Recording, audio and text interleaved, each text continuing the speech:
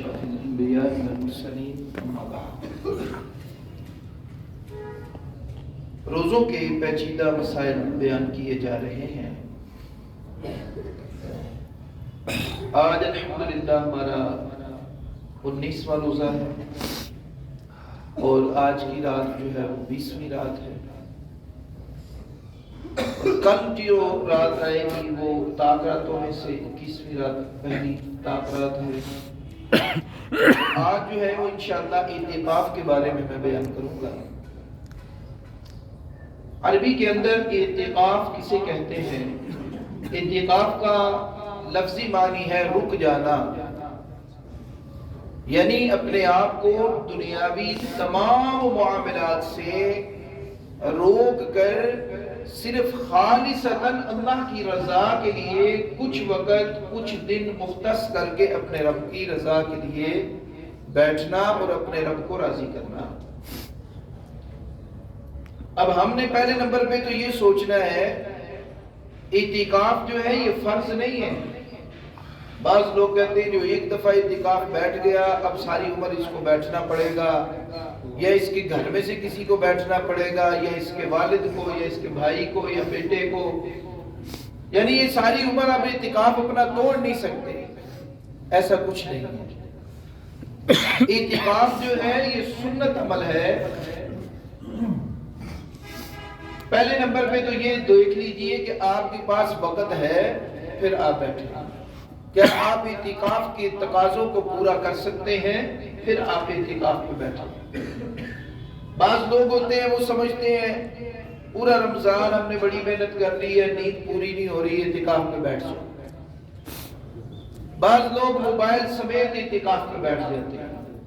سارا دن وہ اپنا بزنس بھی چلا رہے ہیں، باتیں بھی کر رہے ہیں، سوشل میڈیا بھی دیکھ رہے ہیں. یہ کہہ جی یہ اعتکاف ہو رہا ہے. بعض ماشاءاللہ ایسے ہمارے پیارے اور اچھے ساتھی ہیں کہ وہ مغرب کی نماز کے بعد اکثر روزہ کھولنے کے بعد وہ مسجد کے سین میں چہل قدمی کر رہے ہوتے ہیں، یا جوتوں والی جگہ پہ ساتھ میں وہ سگریٹ پی رہے ہوتے ہیں، ساتھ میں نسوار رکھ رہے ہوتے ہیں.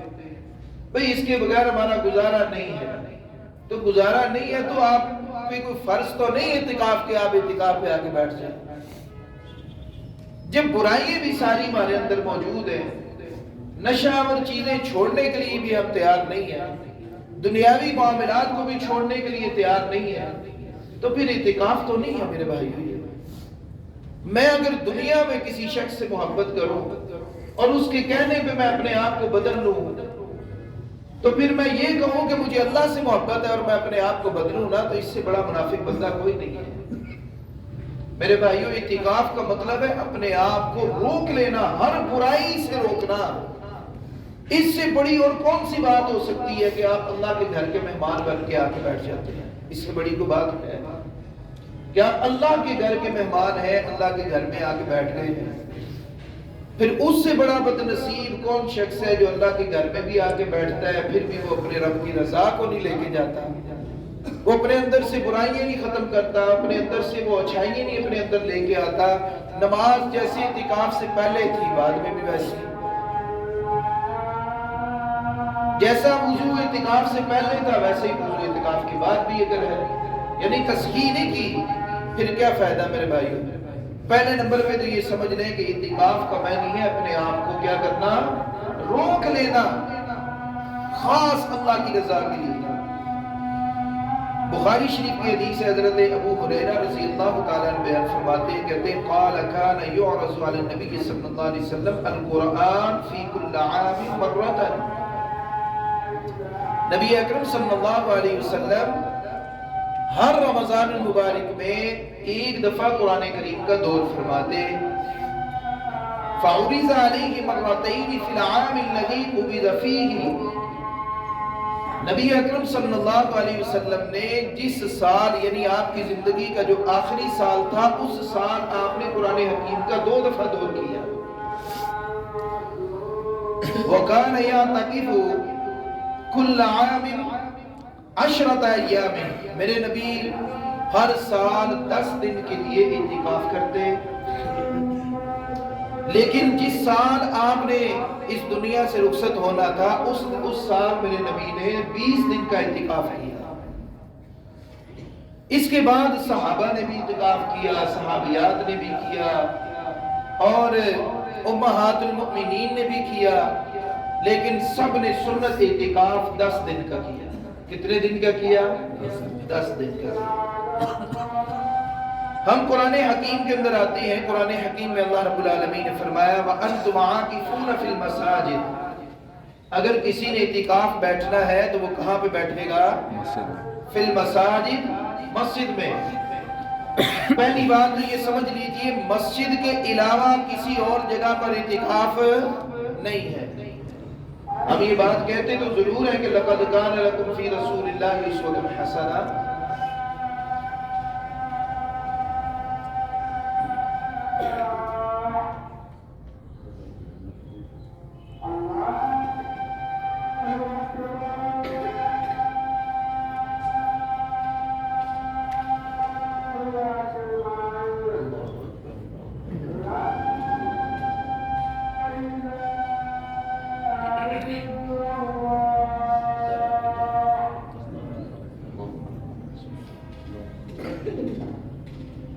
یہ بڑے پیچیدہ مسائل ہیں۔ اب اصل میں ایک لفظ ہے، ایک جملہ ہے ویکھو ویکھی۔ ویکھو ویکھی بدل چلیں اس سے بھی آسان سمجھاتا ہوں۔ ایک جملہ ہے بھیڑ چال۔ وہ جو بھیڑیں ہوتی ہیں نا، جس بندے کے پاس 100 200، وہ پہلی بھیڑ جس طرف کو چل پڑے ساری اس کے پیچھے چل پڑتی ہے۔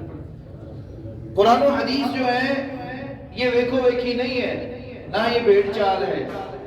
قرآن اور حدیث انسان کی زندگی کا بہترین ضابطہ حیات ہے، اور یہی ذریعہ نجات ہے۔ اللہ رب العالمین نے قرآن حکیم میں فرمایا وَأَنْتُمْ عَاكِفُونَ فِي الْمَسَاجِدِ، تم نے اگر اعتکاف بیٹھنا ہے، سنت اعتکاف کہاں پہ ہے؟ مسجد میں ہے۔ اب ہم سوال یہ پیدا ہوتا ہے کیا عورتیں بھی مسجد میں اعتکاف بیٹھیں گی؟ دیکھیں یہ کیسی حیرت والی بات ہے، اور اس میں ابھی ہماری امت آ کے حیرت میں پڑ گئی ہے۔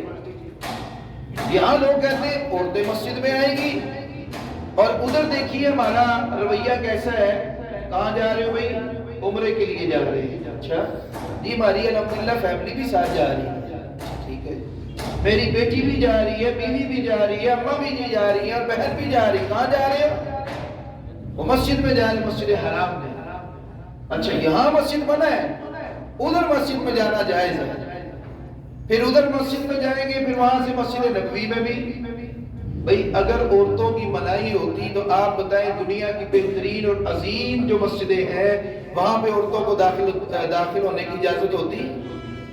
اب آپ دیکھیں حضرت عمر ابن خطاب رضی اللہ تعالیٰ نے اپنے دور میں کہا کہ بھئی عورتوں کا مسجد میں آنا جو ہے اس کو منع کر دیا جائے کیونکہ فتنے کا ڈر ہے۔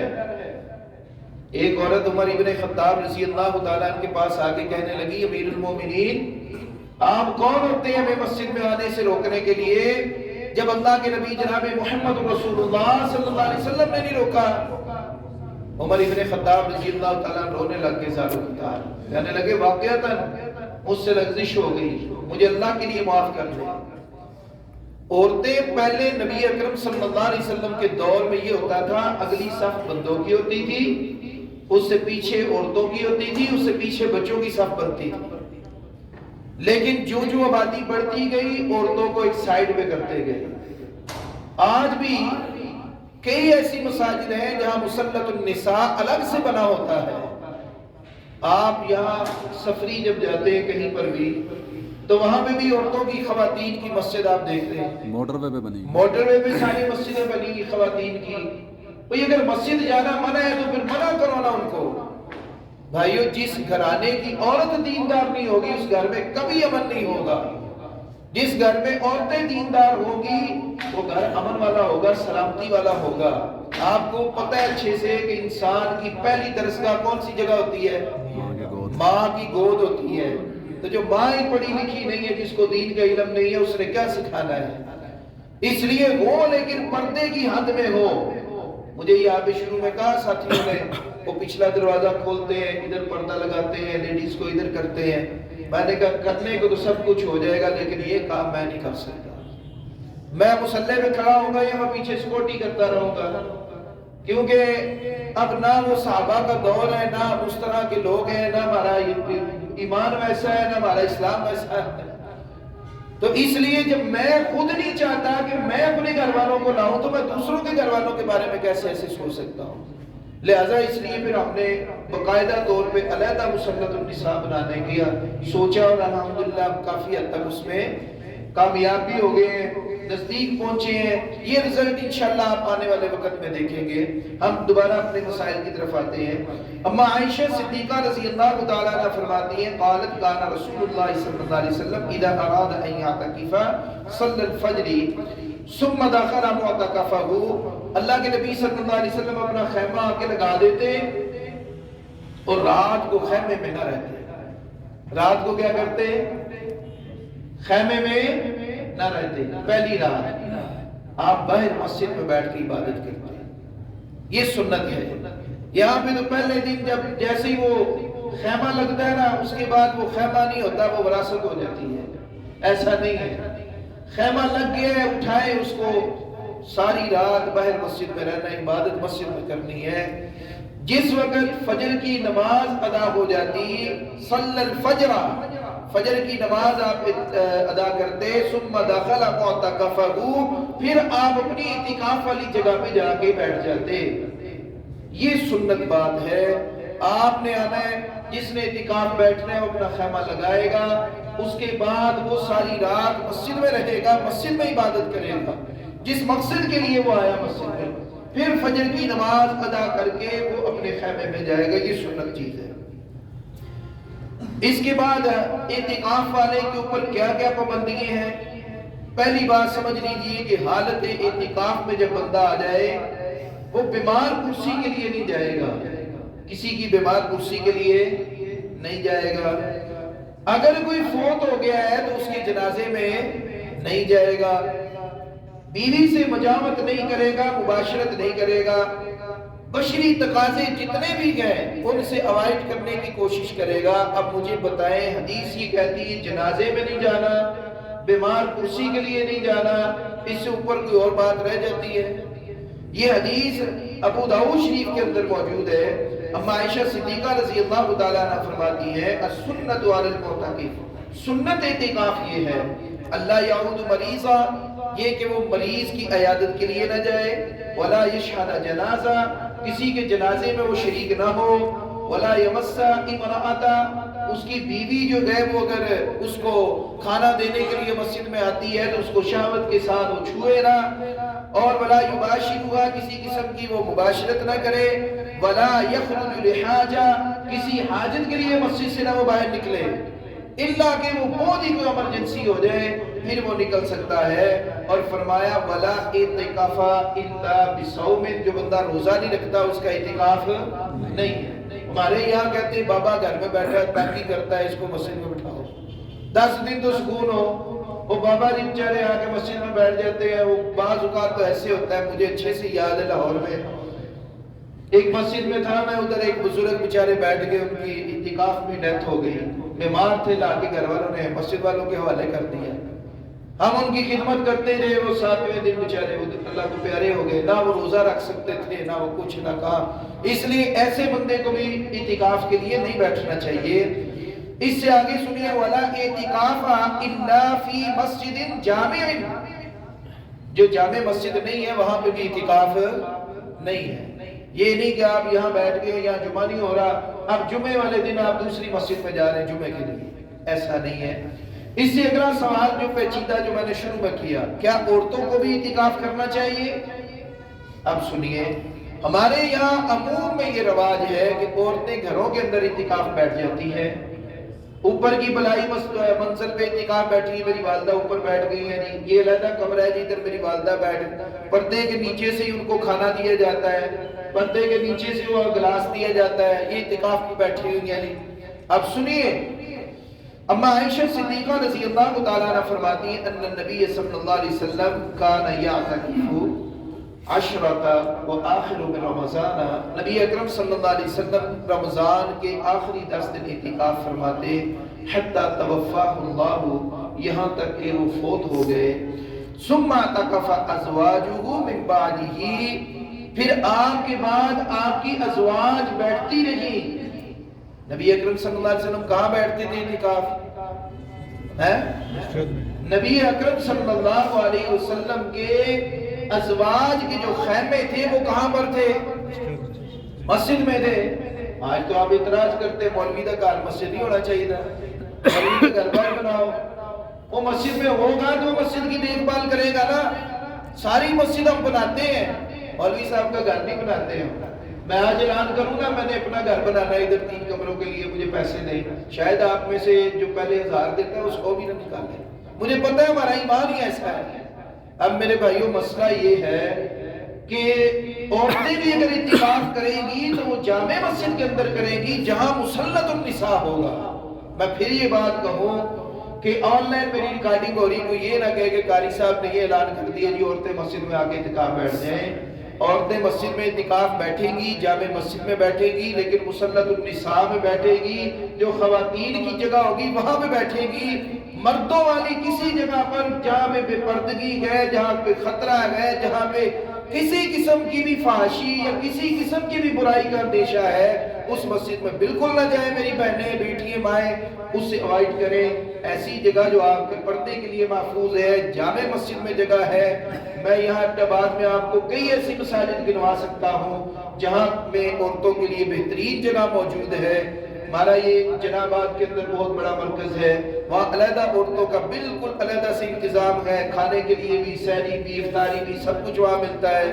اورش کالونی کے اندر بھی عورتیں اعتکاف بیٹھتی ہیں، وہاں پہ بھی 2-3 مساجد ہماری ایسی ہیں جہاں پہ عورتوں کے لیے اعتکاف کی جگہ موجود ہے باپردہ۔ اسی طرح سے جہاں پہ بھی جامع مسجد کے اندر مسلط النساء ہے وہاں پہ بھی عورتیں کیا کریں گی؟ اعتکاف کریں گی۔ اللہ کے نبی صلی اللہ علیہ وسلم نے کی ازواج نے اعتکاف کیا۔ اگر کسی بندے کو اعتکاف کے 10 دن میسر نہیں ہے لیکن اس کی نیت ہے، وہ چاہتا ہے کہ میں اعتکاف میں بیٹھوں، میں بھی اپنے رب کو راضی کروں، وہ کیا کرے گا؟ یہ بخاری شریف کی حدیث ہے، حضرت عبداللہ ابن عمر رضی اللہ تعالیٰ عنہما فرماتے ہیں ان عمر سأل النبی صلی اللہ علیہ وسلم، حضرت عمر ابن خطاب رضی اللہ تعالیٰ نے نبی اکرم صلی اللہ علیہ وسلم سے سوال پوچھا، کہا کنت نظرت فی الجاہلیتی، کہا اللہ کے نبی جناب محمد رسول اللہ صلی اللہ علیہ وسلم میں نے زمانہ جاہلیت میں یعنی اسلام سے پہلے میں نے یہ نظر مانی تھی کہ میں 1 دن کا اعتکاف کروں گا، 1 رات کا اعتکاف کروں گا فی المسجد الحرامی، مسجد حرام میں۔ تو میں کیا کروں؟ اب میں اسلام لے آیا ہوں، میری یہ نظر پہلے کی تھی، میرے نبی نے فرمایا اوفی بنظری کا، اے عمر آپ اپنی نظر کو پورا کیجئے، اس ارادے کو پورا کیجئے۔ اگر کوئی ایسی نظر جو آپ نے مانی ہے جو قرآن و حدیث کے مطابق ہے اس کو آپ پورا کر سکتے ہیں۔ یعنی اگر اعتکاف آپ 10 دن کا میسر نہیں ہے آپ کو 2 دن، 3 دن، 1 دن، 1 رات آپ آئیں، نیت کریں اعتکاف کی، آپ اللہ کے گھر میں بیٹھیں، اجر و ثواب دینے والی اللہ کی ذات ہے، انشاءاللہ میرا مالک آپ کو اجر و ثواب دے گا۔ ہمارے گھر میں جب کوئی چل کے آتا ہے ہمارے سامنے آ کے بیٹھ جائے، سر کو جھکا لے اور کہے کہ مجھ سے غلطی ہو گئی ہے مجھے معاف کر دیں، تو میرے بھائیوں ایک انسان جو ہوتا ہے وہ دوسرے کو معاف کر دیتا ہے۔ اللہ تو اپنے بندوں کے ساتھ بڑی محبت کرنے والا ہے۔ اللہ نے تو اعلان کیا نبی عبادی انی انا الغفور الرحیم، مجھ سے بڑھ کر کوئی غفور الرحیم نہیں ہے، رؤوف الرحیم نہیں ہے۔ تو میں بھی اللہ سے دعا کرتا ہوں اللہ تعالیٰ ہم سب کو اس رمضان کی برکتیں، رحمتیں اور سعادتیں اس کی وجہ سے اللہ ہمارے گناہوں سے درگزر فرما۔ اللہ تو ہم سے راضی ہو جا۔ اللہ ہم گنہگار ہیں، سیاہکار ہیں، خطاوار ہیں۔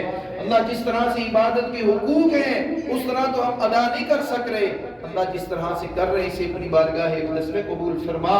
اللہم تقبل صیامنا وتقبل قیامنا، اللہ ہمارے روزے قبول فرما، اللہ ہمارا قیام قبول فرما، اللہ قرآن پڑھنا پڑھانا قبول فرما، اللہ ایمان کی لذت ہمیں لینے کی توفیق عطا فرما۔